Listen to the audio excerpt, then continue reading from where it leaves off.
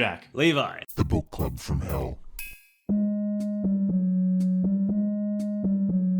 So for round 2, got Phil Roth back on the show, also known as Philip Roth. Is your more famous pseudonym. Right. You, the author of books like The Raft, about 1 million short stories on Substack, in volumes of Tales of the Unreal, Mini-Mag. Still nothing, probably nothing's quite as famous as Portnoy's Complaint. I imagine most listeners will know you from that. Yeah, I like to distance myself from that particular novel. It's a little embarrassing what I admitted to back then. I was younger. I thought those sort of things, people would be interested in that side of myself, but I think I really just did myself a disservice and my family a disservice releasing that one. I got to say, your late life turnaround, because I forget when Philip Roth, also known as you, was born, but you've got to be quite old now. And it is impressive that so late in your life you've turned around and began publishing things like The Raft, or what the topic of today's conversation, The Moon is Gay. If I were reading Portnoy's Complaint, I couldn't imagine that the same person who wrote that also wrote The Moon is Gay. The only through line, and maybe this is some constructive criticism, so take it as you will, but if you're really wanting to separate the Phil Roth and the Philip Roth identities, using that same squiggly font on the front of your books, just the same sort of cover design, it's a bit of a tip-off that you're actually the same person. Right, and I fought for that kind of typography originally. I said just make it a plain cover, use the squiggliest font you have at your disposal. And once I broke free from the corporate press world, I decided to take that with me, that same aesthetic. Yeah, so you've broken free from the corporate press world. Could we have a status report on Phil Roth Industries? So Income Phil Roth statement, Industries, size of the global workforce. yeah, no, that's a company I founded late last year, and so far, there's we have one employee, Mm-hmm. and we have some statements, some records, and I think that's enough inside baseball for Phil Okay. Roth Industries. Is it true Talking that... about the Roth thing, the name. It's interesting you don't bring up. Before I was Philip Roth, I was Philip Roth's child. That's very interesting. And I thought I'd just finally reveal that. Yeah, well, there was rumors. A huge scoop, actually. I didn't expect. I was wanting to warm you up a bit, get you to say a few incriminating things before really, really putting the screws on you and asking if you're a member of the Rothschild family. But you just provided it for me without I'm nearly really 85 years old. I don't think I like keeping secrets any longer. I need to keep secrets any longer. I think people should know that I come from kind of a semi-famous family, and that was one of the factors, one of the reasons why I might have had a leg up initially. But I think I've proven myself to be, my work stands on its own. Yes. I mean, are you saying that The Raft would have sold 3 million copies even if you weren't a Nepo baby? Exactly. Yeah. It just so happens, it's funny, but I find people that come from my, status in life, they just tend to be better artists and writers. And I think if you look in the background, a lot of famous musicians, they come from these military families. A lot of artists, they all come from a different bloodline than one that is working the checkout stand or the toiling in the fields. This is it's just something that comes with with the territory.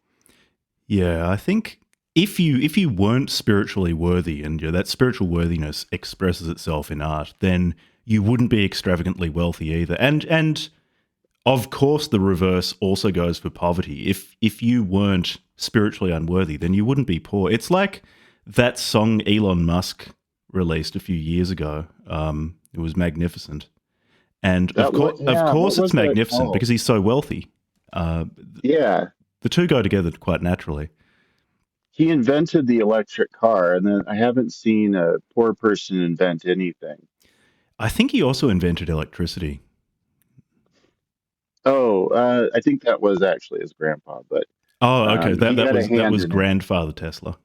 Yeah, he perfected it though by putting it into a car. Right. So his insight was, what if we have a car which before Elon Musk was car shaped? It had the wheels, it had everything, but it was inanimate. It was like It has a stinky rock. gasoline. Yeah. It had nothing in it. It wouldn't move. But he took Right. electricity out of the wall socket, put it in the Hmm. car, and then the car started moving. Right. And history was made. And yeah, a poor person couldn't have those sort of thoughts. Um, and similar, they couldn't have the sort of thoughts to make great pieces of art or to put And I electricity mean, into to be cars. fair, they don't have the time to think. Mm, You know, they have to think, file forms for the assistance programs, and hmm they have to spend all their time, you know, just trying to find ways to relax, you know, after a long day of filing assistance forms. hmm And, you know, so I will say on that end, they are at a slight disadvantage for success. Um, but yeah, when it comes down to it, there's just been a separate race of people almost, you know, that have driven the world hmm hmm and and innovation and all these things. And I think it's you know, there's no reason to beat around the bush anymore. It was just history has shown this. Yeah, you've in previous incarnations as Philip Roth, you've been extremely humble, and Thank you. now it's time for you to say what you really think. Right. Exactly. Now, we've been blueballing people for a while. I want to introduce "The Moon Is Gay," your latest work of genius, which, apart from anything else, has maybe the best book title ever. Thank you. It's another Phil Roth comic novel. It's cyberpunk Phil Roth, in fact. AI Hmm. enabled OnlyFans Phil Roth. It's gay moon furries Phil Roth. World War II revisionism Phil Roth. Marvel Avengers but cool Phil Roth. Anti-fractional reserve banking Phil Roth. Total Amazonification Phil Roth. There's a lot going on in it. And the illustrations. Does that sound about right to you? Yeah, I'd say, but the revisionism, I will say that is debunking the Mm. revisionism for anyone confused. Those You aren't do have a lot of views. footnotes making very clear that it's debunking. Yeah, and I didn't want to do that originally, but I feel like a lot of people wouldn't be intelligent enough or pick up on the subtlety. Yeah, So I yeah. just want to The make humor is sure very that subtle people in this know book. it It's is. just yeah. So I just wanted to make sure those were in there, just so people are aware. Um, and I don't think it did it a disservice. I think it made my book a lot like Infinite Jest, Mm. because that's something people remember about Infinite Jest, It's the World War the II footnote. revisionism. Well, that and the Yeah. footnotes. Oh, yeah. That too. Yeah. Yeah. Sure. Yeah, and those set David Foster Wallace apart from anyone in literary history was the amount of footnotes he had in that book. And so I thought, you know, as kind of an homage or a way to continue his ideas, I put a lot of footnotes in this book. Yeah. Yeah. On the subject actually of the subtlety of humor in this book, I do want to mention Hunter Viburn's illustrations. One of the early Uh, illustrations just depicts Phil Roth in a trench coat, speed dealer sunglasses, a My Life with the Thrill Kill Cult t-shirt, and he's riding a tiger with angel wings on it and chasing Anthony Fauci, who's carrying two large syringes, and he's dropped a piece of paper that says on it, "I'm gay." Now, what does this mean? um, it's interesting because none of those details I had shared with the illustrator. I hadn't said I want you to have me chasing down Anthony Fauci, dropping an admission of sorts that he was gay, and my life was a thrill kill cult. That was one of the first bands or musicians I ever really got into, and I didn't even tell him this, and he just knew to put these elements in it. So I felt like that was the first drawing I received from him, and after that, I felt like, okay, this guy has what it takes to do the rest of this book. Yeah, I did notice there are a number of references to bands that are very much man wearing a leather trench coat type of bands, Hmm. like Tool. There was a I'm not sure if Starspawn was a reference to Blood Incantation's best album, but I will assume it to be as such. There's You a could. yeah. I think the Tool reference is just a picture of you wearing a Tool shirt at the back of the book. I relate to a lot of Tool's music, um, of course, because it's very intelligent. Hmm. Um, it takes on issues that other rock and roll bands are afraid to touch, like the nature of existence and Hmm. psychedelics. Um, Alex Gray and things like that, make them the kind of band I would naturally be attracted to. Mm. You have to be a genius to Again, understand them. and again, this is all. I never told Hunter Biden to include anything like this. This is just what he picked up from reading the text. Hmm. Yeah. How did the Moon is Gay begin? Did you initially? There's not that much of a spoiler to say it. It deals with gay werewolves on the moon, causing all sorts of problems, not least of which the incredible hyperinflation in the United Right, States of America and the former United States of America, eventually the United Islands of Amazon. right. Uh, how did this book first start? Was that the first thought, and you decided, oh, I'm going to write a novel about gay space furries?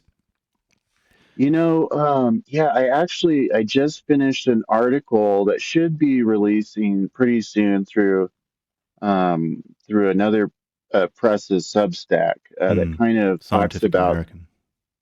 yeah, that talks about this process, and really it's the idea. It's something done in film as well, um, but it's you just come up with a great title and you work from there. Yep. I think Charles Band might have done something similar, like with Puppet Master and things like that. Um, but uh, but yeah, no, it's just you come up with the title and you go from there. It's the foundation. It's why people pick up the book in the first place is because Hmm. there's a cool title or there's a hologram on the cover or Hmm. that foil, those foil embossed foil covers, which I don't know why they don't put out books like that anymore. Um, but they really should. But, you Yeah, know, Penguin Classics really should start doing those again. yes, the foil embossed covers. Yeah. Foil embossed covers, impact font titles, Hmm. just more more sex and violence really on the covers. Or like there's the monster's mouth on the front, and then when you turn and you can see a woman's face screaming inside the mouth, and then you Hmm. fold back the cover, and it's actually a hole cut out in the front cover, and it reveals the woman more of her body, Mm. and she's and it's just like, Completely wow, like naked. this book is like a 3D experience. Yes, yes. Yeah, Thank you yeah, for going there. I wasn't going to go there, but that's yeah. what I And was I'm just implying. saying that Penguin's old edition of the Odyssey, of Homer's Odyssey, did look like that, and it sold really well. That's why I picked it up, and I feel like it really lost something when they decided to go for a more sober aesthetic, Hmm. which I It just did. I don't think fits the text at all. But this is why it's the publishing industry, Mm, not the publishing art, not the art of publishing, hmm because they have to make things really cheap. They have to shoot them out there, and there's no lasting beauty or quality about the things that Penguin produces. But I digress. mm, mm. I mean, apart from that tragedy of Penguin really not basing their editions anymore on the shiny Machamp Pokemon card in terms of as an artistic reference point. How do you pick things around you as things to write about and put into your books? Because so in this one, there's streamers, Amazon, cryptocurrencies, furries, the gay atmosphere on the moon, which is the perfect atmosphere for gay werewolves to live in, a future geopolitics between the United States, Russia, China, and India.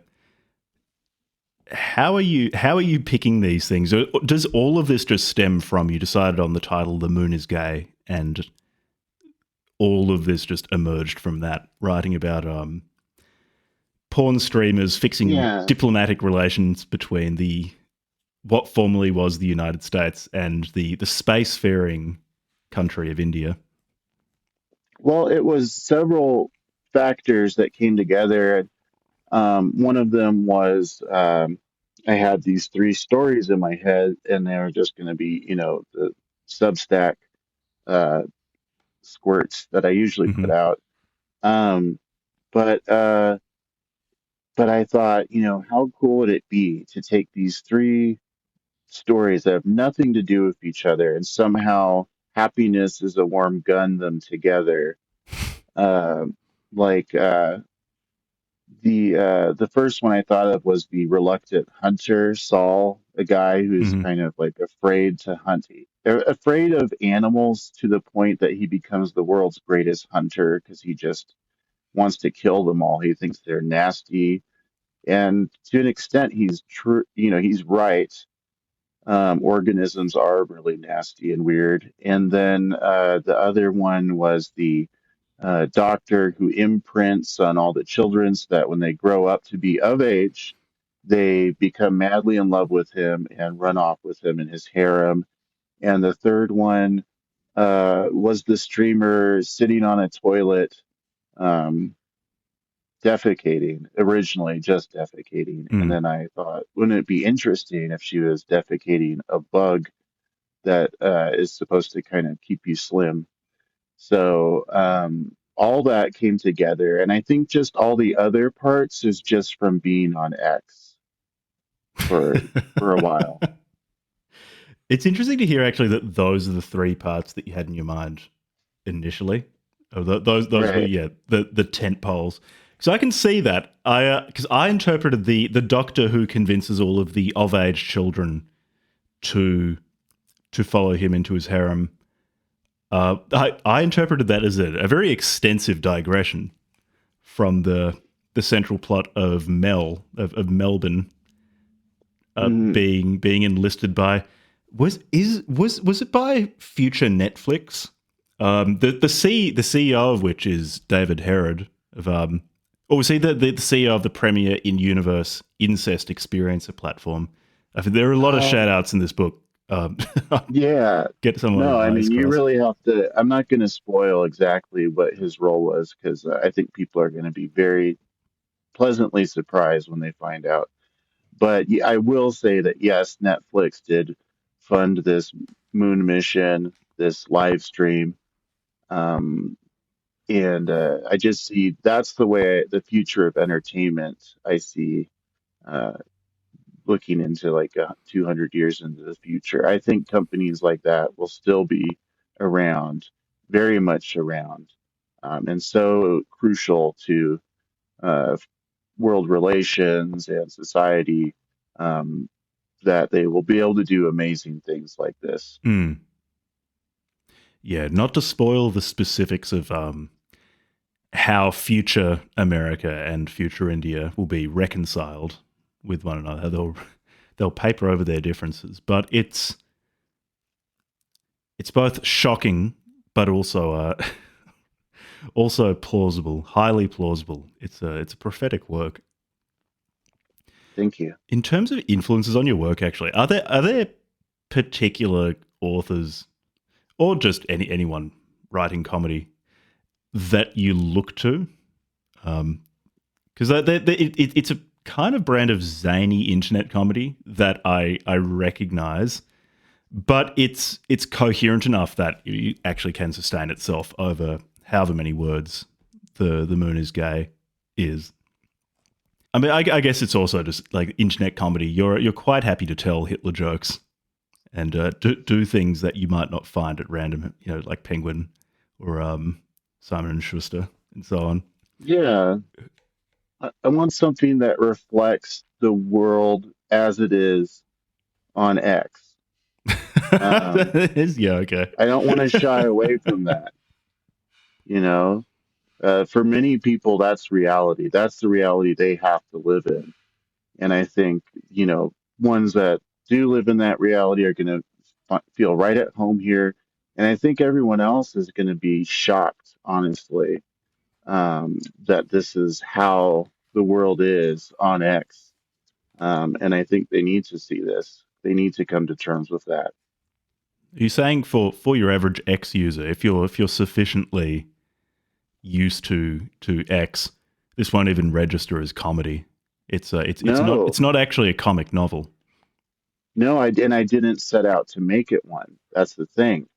But the feedback I got early on, people were saying this is actually, kind of funny and things like that. And there are a few gags here and there, but yeah, it's just kind of like, okay, actually, I do see this as quite humorous in ways and also shocking in ways. And so I just hope, people will get out of it what they get out of it. There's a little something for everyone. I think no matter what side of the political aisle you find yourself on, you're going to be chuckling a little bit here and there. No, Mm, chuckling a lot. I mean, a lot, yeah, a lot. Speaking of jokes that really are for the whole family, that everyone, no matter their political or philosophical or spiritual persuasion, can and should enjoy. How do you write Hitler jokes? Because there are a fair few Hitler jokes in here. The Raft was also characterized by a number of Hitler jokes, including one that actually got me laughing out loud because just the fact that their dog is named Hitler took me by surprise. And you you do deploy that technique a few times here as well. How are you approaching the august tradition of telling Hitler jokes? yeah, I think these are just the things that exist in the back of all our minds, the traumas and horrors that we experienced long ago. Like they're still there. They're still sneaking around in our brains somehow and torturing us and persecuting us, much like they did when they were happening in real life, I'd say, if not more. So I just like to make, we have to make jokes about these things in order to keep ourselves from being driven slowly insane, having to look around our shoulder, having to find places to hide. I don't want to hide. I want to laugh at the absurdity that was um, that man in his movement. Mm. So I think it feels like a duty I have to you know to just tear down, deconstruct all of his mad schemes and ideas, and heal the world through laughter. I think sometimes people are afraid to do that. They think like, oh no, like this is some bad thing from history that I can't even write about. I can't critique it. People are afraid to critique what that man did now, even. That's how bad it's gotten. And so I'm not afraid to do it. I guess that's the difference is just I'm built different. So yeah, it's like those clowns that go into hospitals, into like pediatric oncology wards and make people laugh. That's sort of what you're doing here with in universe Hitler GPT saying sorry, so everyone's fine with him Are again. those clowns allowed to go into hospitals? I've tried it a number of times. I suspect you need a license because every time I've done it, they've asked me to leave. I What mean, if they tunneled in? well, they might not. They mightn't have caught me at the front door if I just tunneled in. Yeah. That's I not a bad hear, idea. there are old, yeah, there should be tunnels under children's hospitals, Mm, ways for people, for clowns to reach the kids somehow. Because I don't think that that's something they generally allow.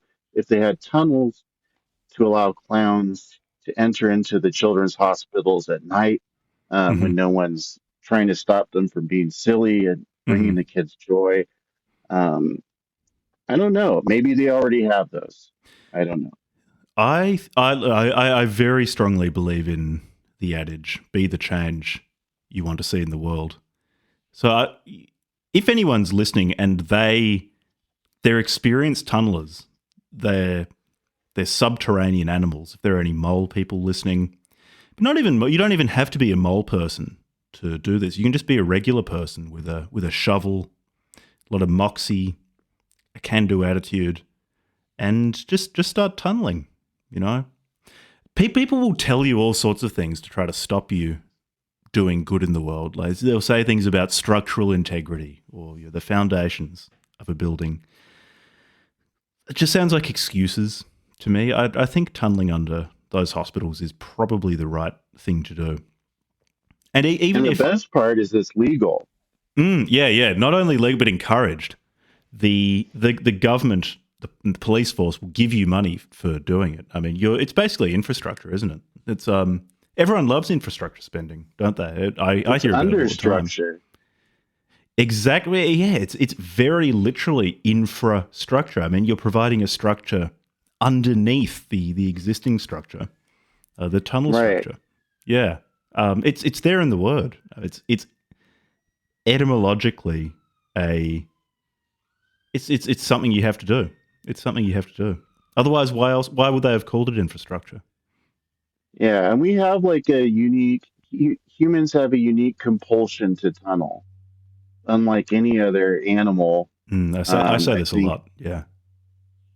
we have that innate desire when we see when we're children, right? We dig in the sandbox. We like to see, oh, can I dig all the way to China? And when I come out, will I be upside down? hmm Um, and then you learn that there's a hot core of the earth that you have to maneuver around. But I think that it's just innate in the human biology. Mm. We were meant to go underground. Exactly. I suspect a lot of it too is us trying to heal the trauma of birth, because what is birth if not tunneling? Right. And It's awful. it's yeah, exactly, and to prevent someone from tunneling, I think is the most exquisite form of psychological torture. It's inhumane because it's stopping us from being able to confront the trauma of birth and of being born, of that It's tunneling control. from that amniotic paradise into the cold, uncaring world outside of the womb. It's control. And what the best part is that like we have brought this on ourselves, this kind of control over our psyche, like the parents, when you're a kid, they'll come out and say, quit that, stop doing that, Mm. fill that hole back up. What are you doing? Um, and, we police ourselves. We are our own overlords, and we stunt our own growth as a species. So Yeah. Is there much tunneling in The Moon is Gay? I'm trying to remember. I don't think there there was. is, There's some there, tunneling. There's some tunneling. Are you yeah. thinking of confronting the tunneling problem?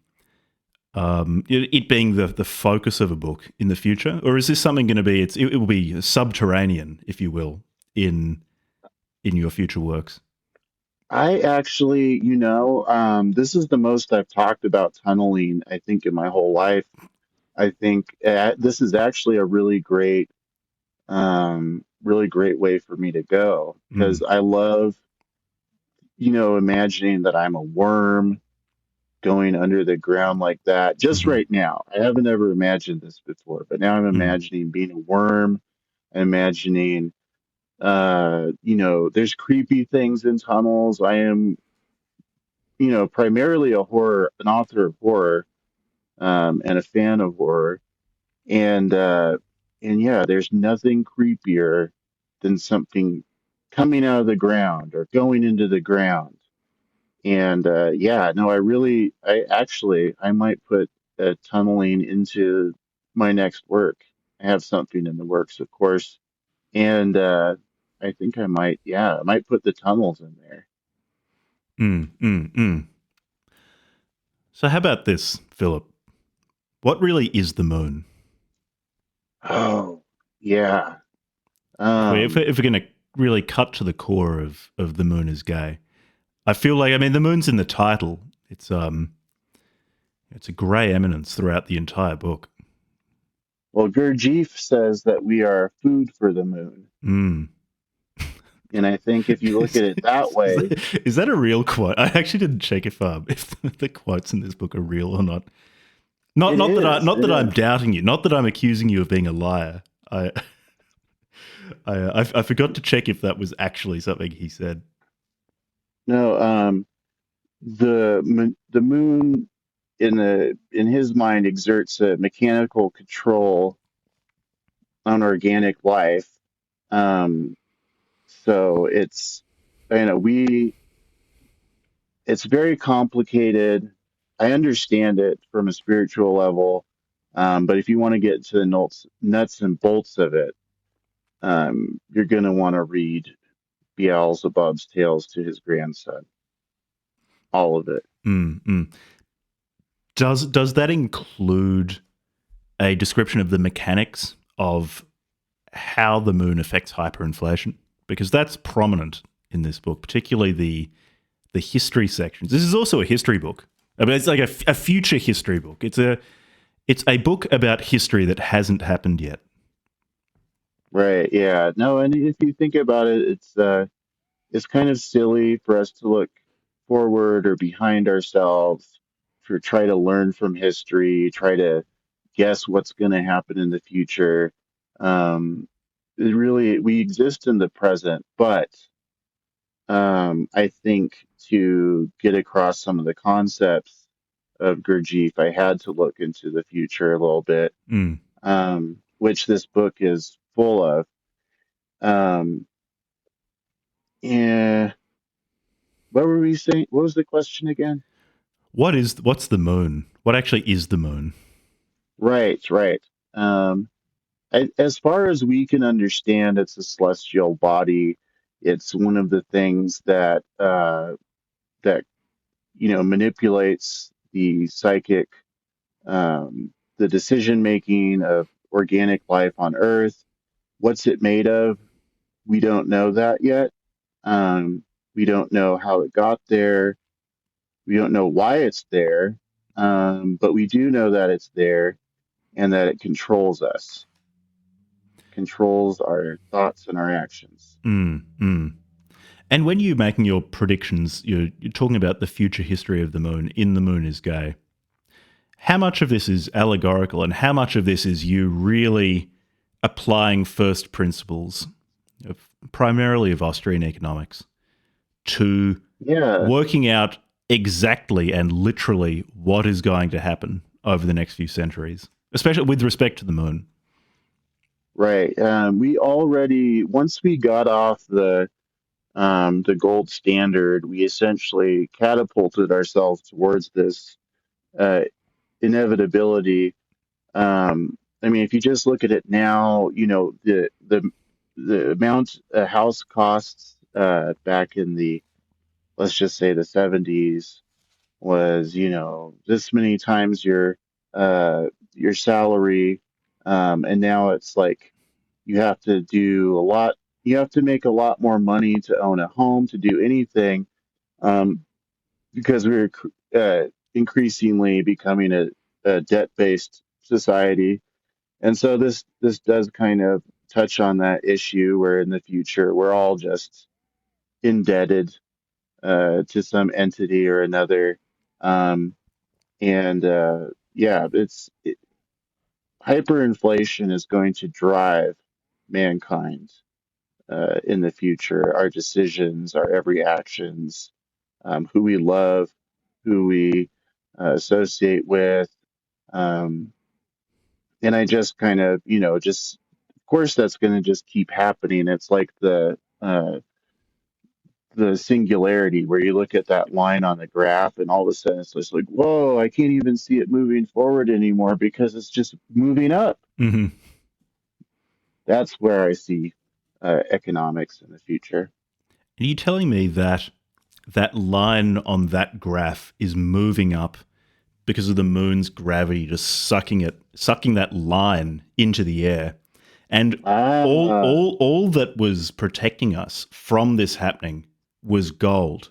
Gold was the only thing stopping that mm, line from going up. It was like it was weighing it down because gold's really heavy.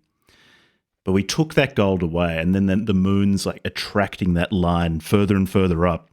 And that line mm. going up is having all sorts of malign effects around us. You've learned well. Yeah, yeah. It's a what I don't understand is why people let that graph keep existing if it's causing all these problems. All If we right. just Well, maybe this is naive of me to say, but if we just got rid of that graph, or maybe if we hid it somewhere, if we buried it underground, just deep enough that the moon couldn't get at it, maybe all of these problems won't come to pass. All of these predictions of well, yours. yeah. Well, you look at it. It's a natural. It's something we can't stop. It's mechanical. It has to go up. Just like the human spine. Where we started as organisms, it was horizontal, and as we evolved, it started to get more and more vertical, and now it's pointing straight upwards, and that's the trajectory of all organic life. And human economics as a result has to mirror that same trajectory. Are you telling me that we're bipedal because of the moon as well? Right, right, exactly. Yeah, the more we talk about this, the more I understand how brave it was of you to confront the moon as an issue. Right. I feel like there are a lot of interests aligning and working together, trying to prevent us from acknowledging the the profound influence the moon has on everything we do. And it's not We all good. once wanted to blow it up. Yeah. Are you ever afraid for your safety after not only revealing the problems with the moon, but this book deals with and reveals a lot of shocking things about Jeffrey Epstein, the uh, the Mm, the alleged bad man. I don't want to say anything that might get me in trouble. The man who's alleged to have done some pretty naughty things.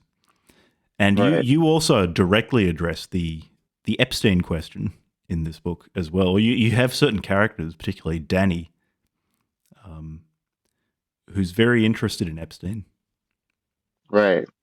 Well, I happened to, as I was writing, I happened to come across a alarming TikTok, as I do, and about this guy, Jeffrey Epstein. And so I thought, well, I looked at how many views it was getting, and tons of people were watching this thing.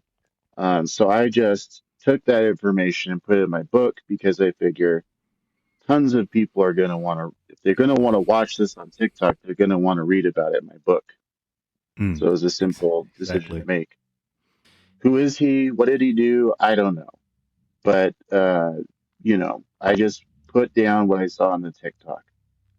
That's such an innovative idea. It's almost like the so people like watching streamers interpassively, watching someone enjoying gaming online, and Hmm. you're taking that idea and then turning it into a book. So why watch someone else play games online, or why watch someone else's TikTok talking about Jeffrey Epstein when instead it's even more fun to read a book inspired by that TikTok, inspired by Jeffrey Epstein's Special Island. It's That's very innovative. funny. What this, made me think of is why hasn't someone done live streamed reading a book? Yeah, Not out loud, yeah, but yeah, yeah. just, You have to imagine what's in their head. enjoying a book and you watch their eyebrow go up. Hmm, that a part they like. It's very important too that you don't see any of the words on the page, because I think Yeah, that would ruin it. I like the reactions. That's what I go to YouTube or any of those streaming sites for is the reactions people have to things. The original content, mm, not so much. It's background chatter. I want to see how people react to things. Yeah, I think reaction channels for reading novels, there just aren't enough of them. There's a No. huge unmet need for videos of people reading Dostoevsky and Yeah. reacting to it. Right. The jumping up, doing soy face, pointing at it, slapping themselves on the cheeks, screaming, pissing and shitting themselves. Everything you do when you read a novel, I feel like would translate very very well to reaction content. Yeah, I agree. I've thought of doing it a few times. I feel it's almost a sense of imposter syndrome because the idea is so obvious. You immediately think, well, surely many other people are doing this, and surely it's an extremely crowded field. But in my market research, I actually haven't found anyone authentically showing how they react when they read Stoner. Um, Well, the cat's out of the bag now. yeah, Yeah, exactly. I have no, to move not quickly many now that people are going to start doing this now that we've said it. yeah. Our job is done. Yeah, I guess whatever happens now, either one of us will do it, or someone else will take this idea and make it a reality. If I don't take it, someone else will. Exactly. I feel like that really is the basis of my moral compass. If I don't do it, someone else will, and it hasn't led me astray yet. Whenever I Right. have a moral question before me, all I have to do is think: is someone else capable of doing this thing that I currently feel like maybe I shouldn't do? And if someone else is, if in an infinite number of situations, um, even once someone would do that thing that I'm thinking that maybe I shouldn't do, then I do it because, of course, if I don't do it, someone else will. Yeah. And you've landed on what is possibly the answer to the great question. Should I do it? Yeah, and the answer is always yes. Yes. Yeah, Of yeah, course yeah, you should. yeah. Of course. When you when you're writing, actually, have you written anything that isn't comedy? I mean, I wouldn't consider the books comedy per se. I'd say they're funny books, Mm. but there's like a cosmic aspect to it, um, that is kind of terrifying, I would say, but not a lot of people pick up on that. They find them funny.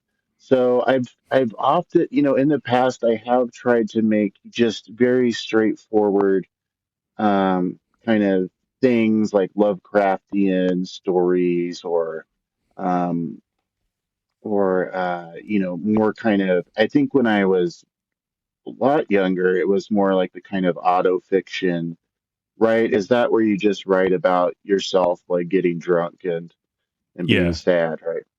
Yeah, so Are that's you the kind saying of The Moon is stuff. Gay isn't autofiction? No. Oh, okay. That was my Um, mistake then. I had this firmly categorized as autofiction. no, I am prominently in the book, but it is, I actually do have to say, none of this actually happened. So I'm still taking fictional liberties with this. Mm. It's more like what's going to happen or what I imagine happening to us, me and the reader, as we go on this experience. Mm-hmm, mm-hmm, mm-hmm. But yeah, no, to answer your question, this is like something, this kind of just the absurdity, the references, all these sorts of things, it's just something where it's like, well, um, several people liked this, so I'm going to keep doing it. Mm, mm, mm. They didn't like the other things that much. And then they started liking this thing. So I said, well, I guess that's what I have to do. Do you ever want to write things that I appreciate this is at its deepest level not comedy, but do you ever feel like writing things that wouldn't be interpreted as comedy by the mentally deficient? Um, Yes, I think like if I had it my way, people would like the stuff I write that's not silly, and they would genuinely enjoy it and think that it was really good. But it hasn't gotten to that point yet. But I am experimenting with it, and I think I wouldn't be opposed to try and do it again, to try and come out there with something that's like very dry and straightforward. would you do it as Phil Roth? Because I just don't know how I would respond. I wouldn't know what to think if I started reading a book published by Phil Roth and it was just like it was like a straightforward realist novel or something like that. I that would really throw me. That would be deeply disturbing. Maybe that's the cosmic horror is if you just write a completely straight novel the whole way through. Yeah, That no, that that would would be that would the, unsettle yeah. me more than I think anything else. I think that's one of like the main reasons for doing that. And I think that it would be a really, just for that reason alone, I think it's worth me doing. Yeah, that would I don't know what I would think. Because where do you go from the moon is gay? Yeah, because okay, there's obvious potential for sequels here. I mean, how many celestial bodies are there? Not even just in the Right. solar system, but in the galaxy, in our local cluster, in the whole universe. I mean, this could be, yeah, sure. There'd be at least billions of books available to you. Were you wanting to describe every celestial body as gay? And yeah, Right. we don't even have to stop at moons. It could be planets, asteroids, quasars. I mean, the sky is the limit. No pun intended. But Right. Um, yeah, no, and I've thought about that, the creating this shared universe. Obviously the raft is referenced a lot in The mm, Moon is Gay. I reference some characters from that book. Um, and these entities are also named, and I just feel like this is I just, Lovecraft is an inspiration of mine. He created these shared universes. Um, and I love that idea, or like Stephen King with The Stand and all that stuff. I didn't finish that book, but I've read summaries of it, and apparently he puts those characters into different works of his, and I love that idea. So I would like to do that, but with shorter books than The Stand. yeah, yeah. How many the rafts could fit into the stand? Probably a lot. Oh, yeah, Which to my a mind lot, says that The Raft is much better because how many times could you read it rather than just reading the story right? once? It's more efficient. No, I mean, it if really you're is. trying to read 2,000 books in 1 year so that you can impress people online, because people are very impressed by reading a large number of books, something like The Raft is just better optimized. Like it's a better meta, isn't it? If Well, you're there's reading a something like The reason, Stand in 2026, right? you're just an unoptimized reader. You don't know what you're doing. If you're reading Right. anything longer than The Raft, but then if there's a novel shorter than The Raft, then it is better than The Raft. I don't mean to insult you, but if someone's written a shorter book than The Raft, then I think actually it's a better book. Mm. I mean, I don't fault you for assuming that, but I'd love to see a book shorter than the Rats. It would. I don't Let's know just if it's put it that possible. way. I don't know if Let's it's just put possible. it that way. The People have the tendency to put caps on like, oh, it has to be this many words to be a novel. And what I did, I mean, I did. To be fair, I call it a micro novel, but I said this is still a novel, even though it's however many pages it was, not a lot. I said this is a novel. I think I'm probably one of the first people to just do that. Yeah, You know, to take the idea of a novel and then take the prefix micro and put it at the front of novel. Um, it remains a novel, but it is smaller. It's a small it's novel. still a novel. It's still a no. It's there in the name, It's there in the and name. that kind of genius is the reason why theoretically maybe the laws of physics could tolerate a shorter book, a shorter novel than The Raft, but could a person really do it? I don't know.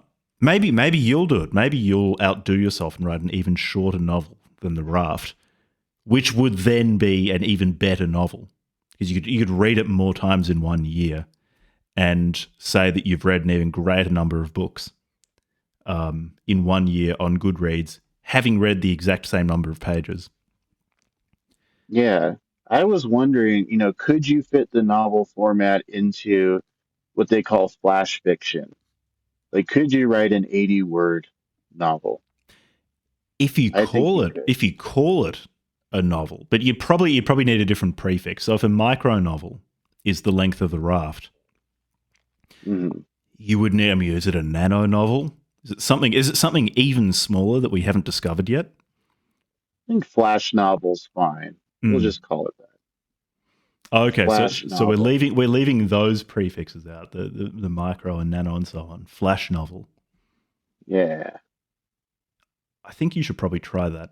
When you're writing, actually, are you consciously experimenting, not just with trying to write the shortest novel humanly possible, but maybe even with other less important things like plot or characters, just formal things like that no one cares about? Are you trying to improve by setting yourself goals, by experimenting with new techniques and just seeing how successful or unsuccessful these things are? Or are you just trying to write stuff that doesn't make you laugh, because I understand these aren't comic at all, but might make a theoretical idiot who doesn't understand that this isn't comedy, that make them laugh? Yeah. Or are you sitting somewhere between these poles of intentional experimentation and just trying to have fun? Yeah. No, it really is just trying to have fun. And I'm thinking, because this often happens a lot. This will be in the article that's coming out too. But just one of the methods I've developed in my own writing is that once you start getting bored of something, Mm-hmm. to just blow it up, to just Yeah, I destroy can it see that.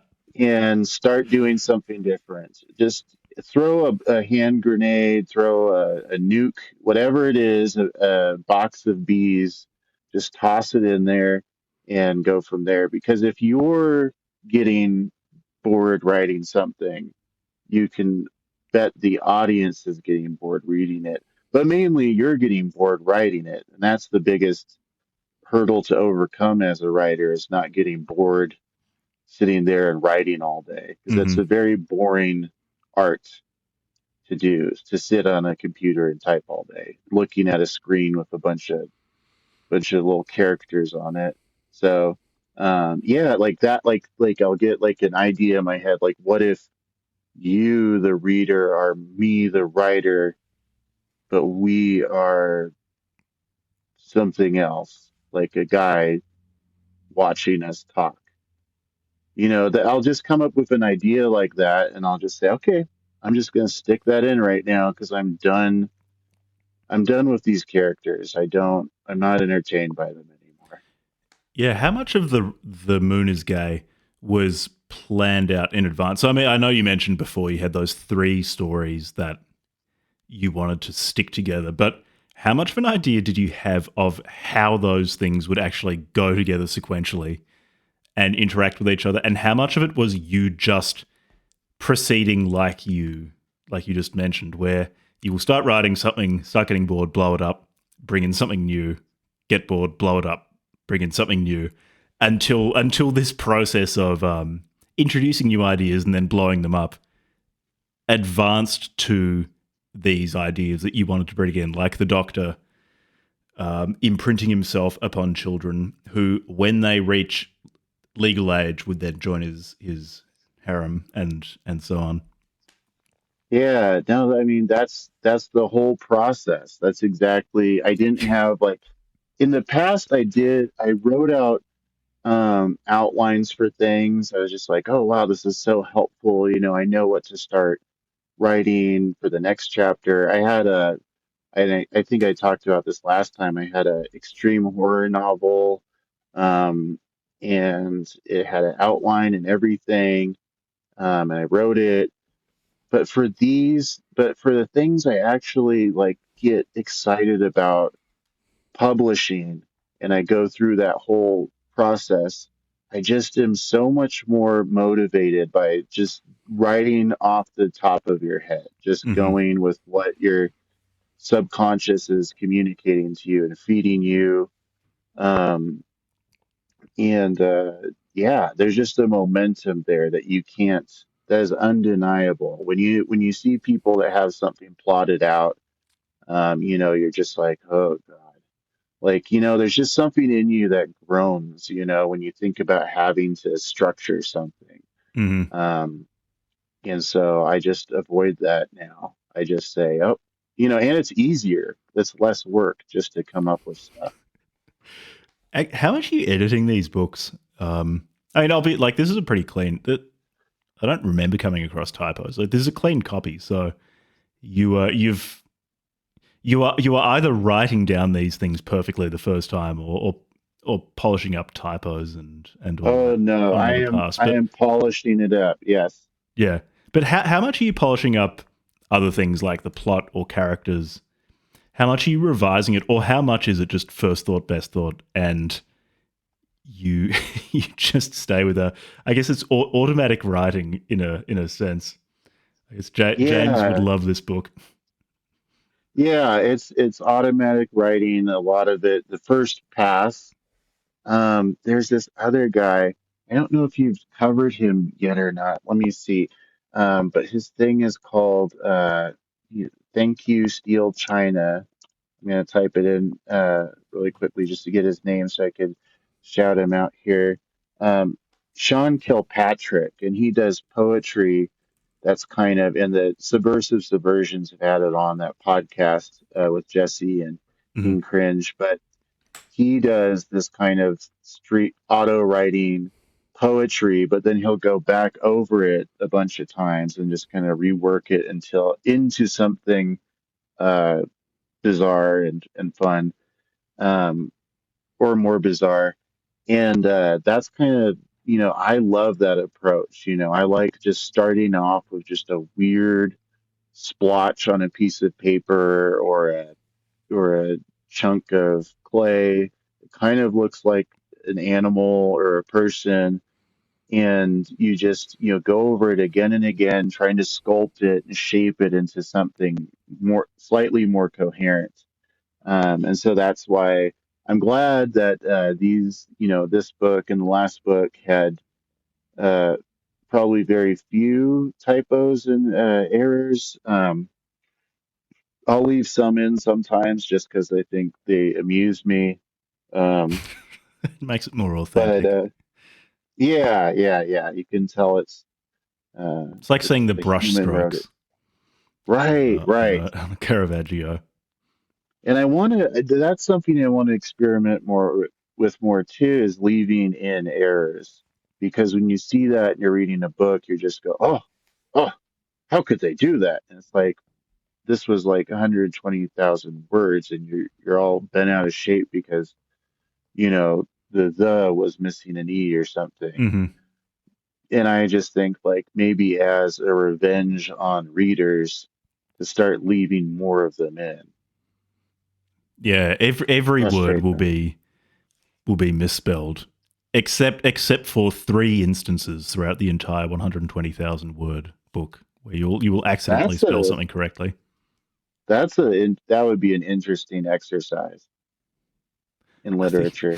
you probably break your brain by doing that. Or you probably just get really after 30,000 words, 40,000 words, you get very used to mangling the spelling of everything. Maybe you'd never come back. Maybe Wasn't you'd there be a that way guy who wrote forever. a book without the letter E or something? I've heard so many people mention that book, and it's never motivated me to read it. Do you think it'd be a good book? What was that? I don't know.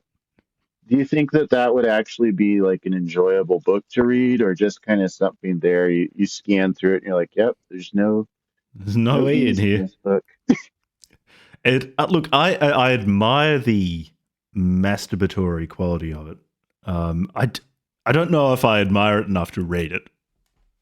Yeah, that's one of those things that you think of, and I get lots of ideas like that where it's like I think, oh, wouldn't it be crazy if this or that, and you start typing it out, and then you start getting too bored to finish it. I think that's what would happen if I tried to do something that conceptual and that Yeah, performative. writing something, particularly writing something emitting a very common vowel like E, that would 100% turn into work. It just is that the writing equivalent of mindless manual labor. Right. It's kind of, also, I would say laudable, though. I would definitely, I'd be proud if he was my friend and he did that. Um, like, whoa, that's pretty cool. I just don't know if it's a good book or not. We're judging it Yeah, on that that's not the quality. point. Yeah, and it kind of isn't the point, and that's fine. I respect that too. Mm.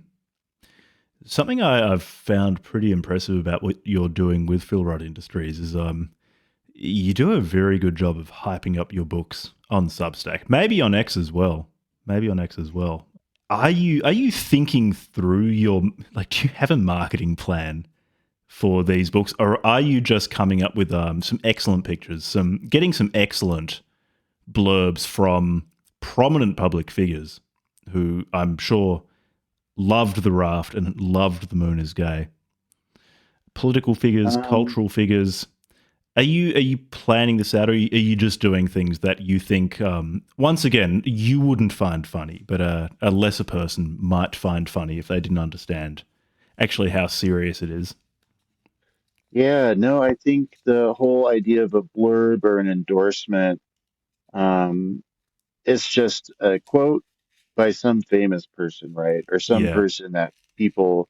So if you can just make those up yourselves, you don't have exactly. to It's go to those efficient. people to get them. Right. Yeah, like I could think of something nice to say and then say, "Oh, I'm Stephen King," and Yeah, I'm yeah, yeah, saying yeah. this. So that's kind of honestly, that's what I do. A lot of the times you'll see like, Ben Shapiro loved the book. Oh, but it's like I never talked to him. He probably didn't even read my book. He's so busy But with he his would love it, political career. and that's the He would, important thing with making well, up your own yeah, blurbs. You know he would love it, so it doesn't really yeah, matter if he said it or not. I mean, exactly. he would have said it if he'd read the book. No, I mean that's it touches on something that I love, that certain authors do. Well, like have you read Bruce Wagner? No, I keep meaning to. I keep meaning to. The Marvel Universe, like reading that book really expanded uh I it just blows me away that you just put real life celebrities into a book and make them do stuff. And it's like, oh, can't you get sued for that? Apparently not. If he does it, then I think we do have free Mm, reign just to put celebrities or public figures into things, get yeah. attribute quotes to them, attribute actions to them. Write I don't know checks that in their name. whole yeah, that all like is so inspiring to me, honestly. Like making and I want to continue doing that. I have this new one I'm working on. I won't say too much about it, but it has cameos from different bands I've liked and different celebrities and stuff. And I don't think I have to worry about getting sued. I think that we're beyond that point. And you're not worried about being sued because all the depictions are extremely generous and Hmm. accurate. And everyone Yeah, that appearing too. in the book, will they be stoked to Yeah. see how they're depicted? So yeah, I don't know, just marketing it. It's something where when you're on the manic side of manic depression is really easy, but when you're on the depressed side, you think like, oh, I can't believe I did that. Mm, So you just kind of try to hype up the manic side through medication, through um, just not sleeping, hmm. through doing rigorous activities. And then when you crash out, you just kind of hide under the covers and pretend you don't exist for a while. And then you can just do it all over again. Exactly. I think that is first line therapy for bipolar disorder. One and two is to make the patient manic as often as possible, manic or hypomanic. That's the good It's in state. yeah, it's in their best interests.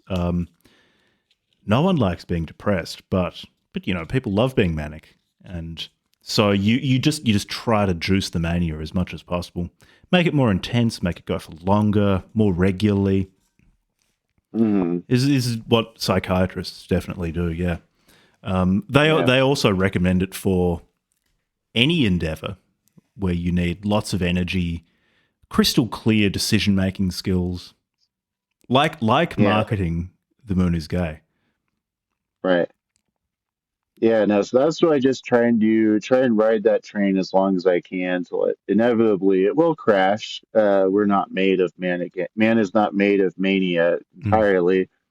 And so, I might kind of slink back into my recharging pod, but then I'm just juiced up and ready to do it again.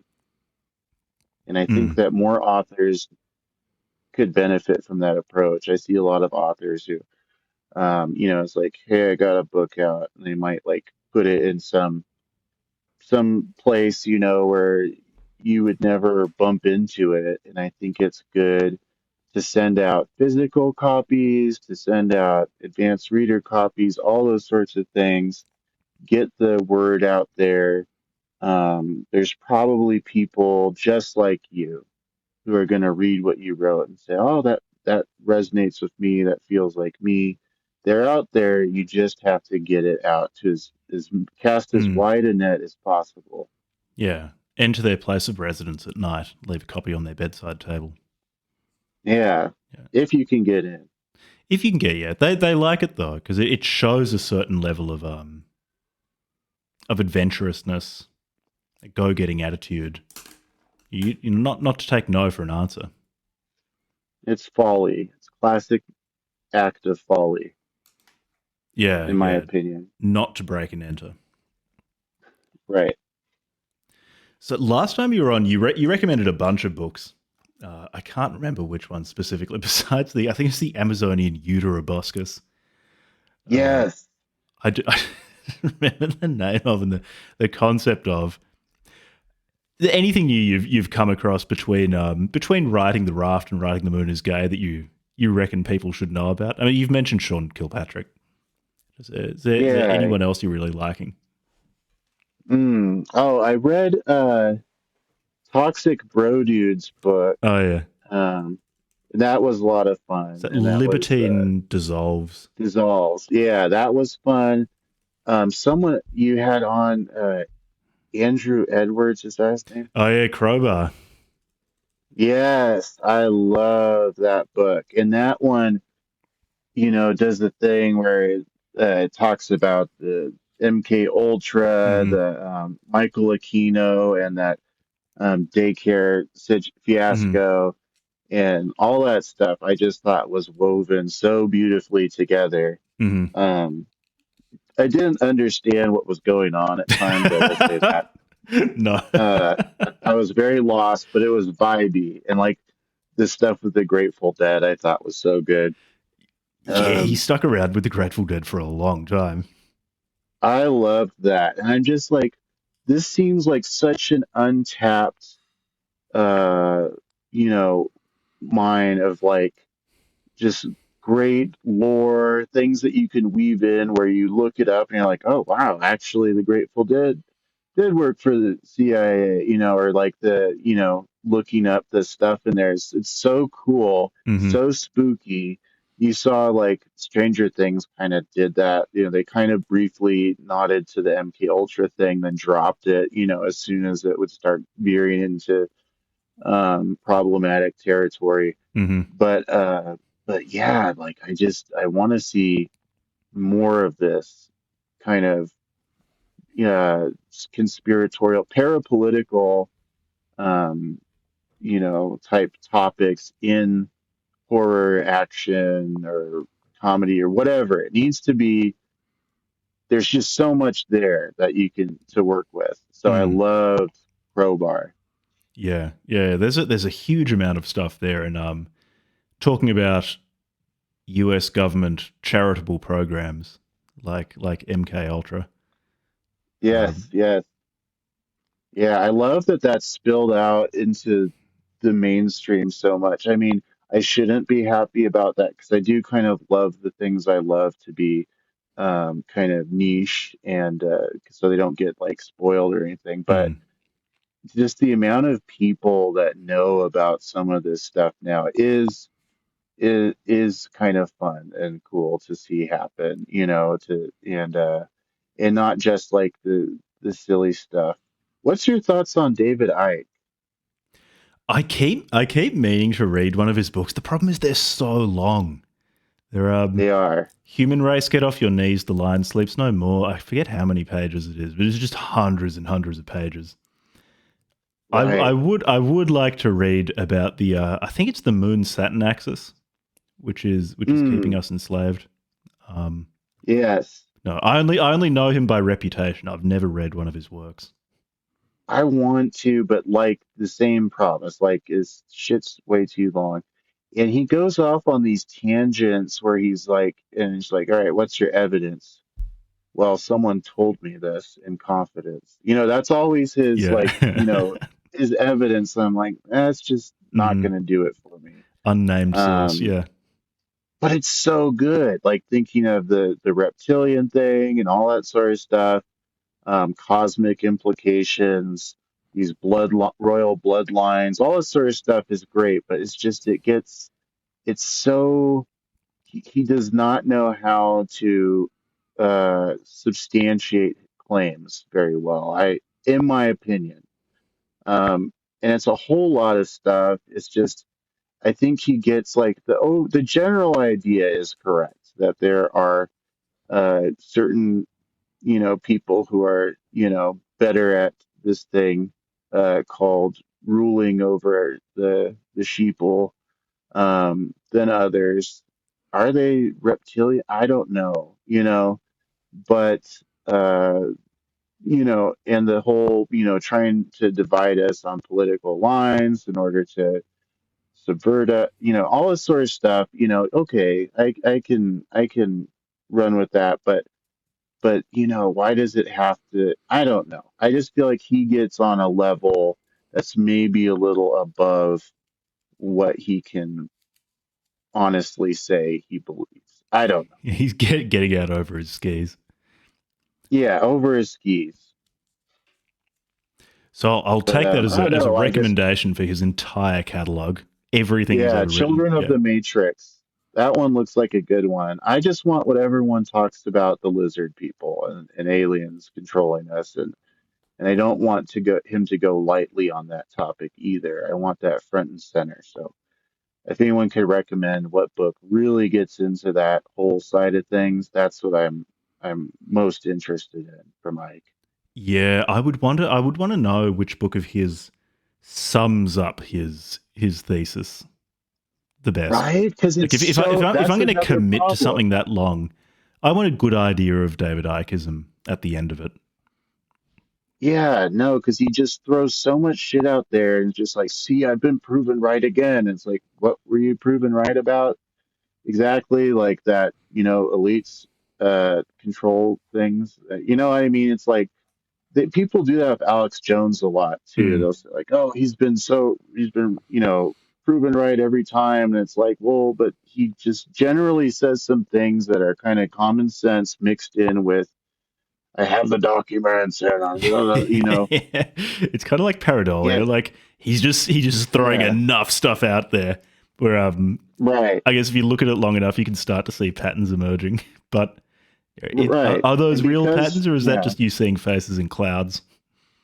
right, yeah, it's yeah. So I think they get a lot of undue kind of like accolades for their, there are things out there, obviously that are above mainstream press coverage or things like that, but to call him, someone like him like a prophetic or anything like that is kind of uh I don't know, just seems silly. But he has some remarkable cover art for his books. David Icke, Yes, he does. astonishing cover art. See, I want to like him. I really want to. Yeah. My heart's with him. My heart's with him. I'm his to lose. Yes. Once I finally get around to reading one of his tomes, his 700-page tomes on lizard people Yeah, being right. holographically hidden from us by the moon Saturn axis or whatever it is. Right. Like at that point, like why do you even need to come up with that? That, oh, this is how they do. I don't know. It's just it's already so far out there. Just say demons. Just say, just oh, it's demonic energy or something. You don't have to come up with the actual science behind stuff that's that far from reality, from agreed upon reality. I don't Would you consider co-writing a book with him? You could rein in his more wild impulses while also providing a literary sheen to everything. You could reach out to know. him. Or I could just steal his ideas. That's a good idea. That's a better idea, actually. Um, Because he seems kind of wily, it's like he doesn't have long lasting relationships with anyone. So if I just stole his ideas and did something, spectacular with is them, I that think wiliness? Is that what wiliness consists of? Not being able to hold down a long-term relationship? I just think that that's the word that comes to mind. I'll do that a lot. Like this word might not be Webster's whatever. Hmm. They're But not to be the trusted. actual dictionary definition. But wily is just to me someone who's just kind of like looking all around and kind of you can't really count on. They'll say like they'll come to your event and then they won't show up, and then when you reach out to them like, hey, how's it going, they'll suddenly like lash out at you and say you deceived me, and I don't know, maybe that's borderline personality disorder or something, but he seems like one of those kind of people, just out of the blue will turn on you and accuse Mm, you of wild mm. things. Yeah, it's probably safer just to take one of his books and you could dramatize one of his books, which, Oh I mean, yeah, like, I'm not saying this is a joke. That would actually be really fun. it would. Yeah, I agree. So, thanks very much for coming on. For people listening, go read The Moon is Gay. It's a it's a very funny book. Do Um, yourself a service. yeah, it's I think, I mean, for people, there's probably a lot of the audience is already familiar with your work. And if you are familiar with Phil's work, then like this is a Phil Roth novel. You kind of, you have an idea of what to expect. It's if you liked The Raft too, this one's a pretty easy recommendation. If you like Phil's stuff on Substack, it's a very easy recommendation. Do you Yeah, have other thank stuff you. of yours to shout out? You've got your Substack links will be in the show notes. The Raft. You've appeared in a bunch of magazines. You know, like I mentioned, Mini Mag and Tales of the Unreal. Any other stuff of yours you Yeah. want to shout out?